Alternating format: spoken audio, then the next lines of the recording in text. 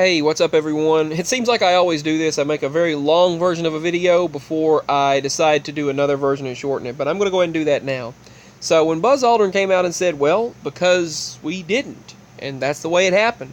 And then he came on Colbert a few years ago and stated, which I remembered him passing away somewhere, but now he did not. But I remember that was big news. Then it didn't happen. That's one of those ME situations, but right after the Colbert interview. But he stated on Colbert, he said, oh, everything happened as the whole world saw it. Or did it, basically. He was admitting once again that it didn't happen. And so, my main question is this. If we actually went all the way to the moon in the 1960s, and I'm not trying to get into an argument or anything on here of whether it did or did not happen, but many millions upon millions of people, hundreds of millions, believe it was faked here on Earth. So, think about the data we had at the time. It took buildings, massive buildings in the 1960s, the size of these huge buildings in New York City and various other cities, mainly in New York, to store our most important security data, basically. They had to have humongous not what we would call like flash drives and what we would call micro SD cards today would store our data. It took huge floppy disks and huge, what they would call the servers of the time, to store a minimal amount of data in the 60s. And that's where they stored the government and military's most important data. Still do today because of security purposes. But I don't know if they're going to end that or not. They stated they would, but I don't know if they have yet or not. I don't think they have. It's not susceptible to hacking, so they kept it that way. But think about this. All of this world's data was stored in those huge buildings. Well, most important data. And it took that large of buildings to store that minimal amount of data in those days, in the 1960s. When the most you could have is a few kilobits in each. A few kilobits. And these things were humongous. Sorry, I'm not trying to yell, but a few kilobits is all they could hold. That's like, and it's over. That's the audio for today. The audio quality of today. That's how much it would hold. Just a few kilobits.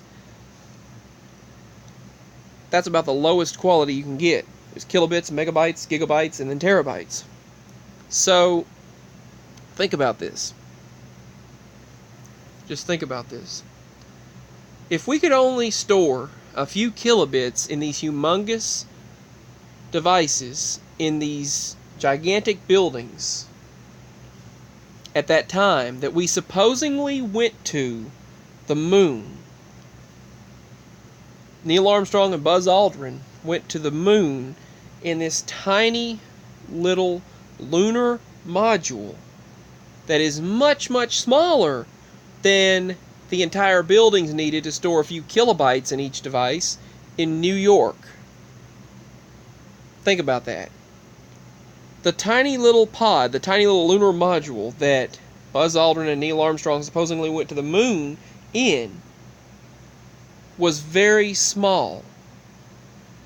And if it took buildings that large just to store a very minimal amount of data in the 1960s, how could they have transmitted a live stream on those small devices that far away from the moon to this Earth, to the Earth, from that far away, on that minimal amount of storage?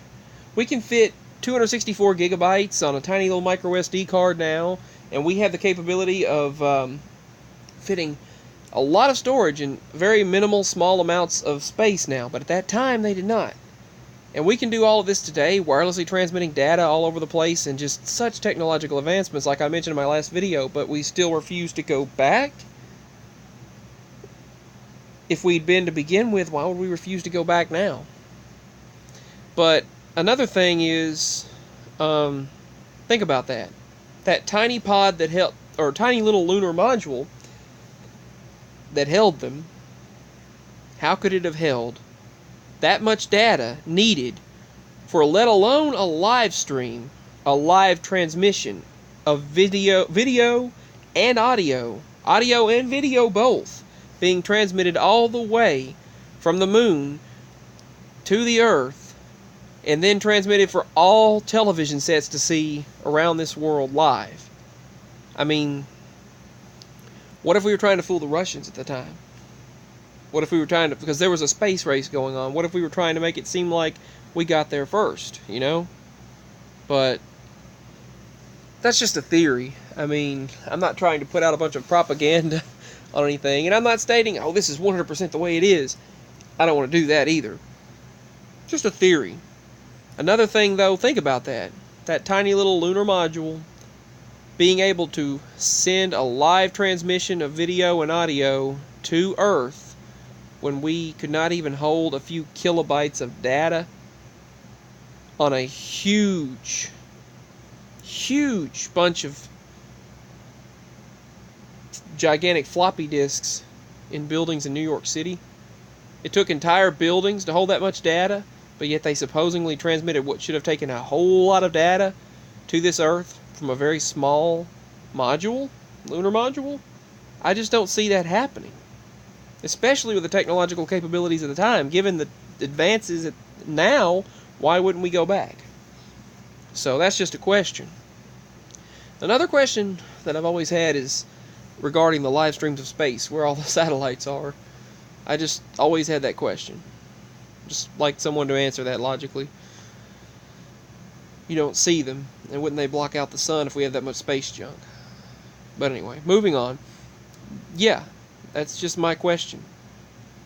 How do we go there on such a minimal amount of data if it took entire buildings to store that much data? How did we go to the moon on such a small amount and actually be able to live transmit it? Unless it was transmitted by live camera here on Earth, which would have been easier than, let alone live streaming all the way from the moon, transmitting the video and audio, and being able to then transmit it to every TV set worldwide,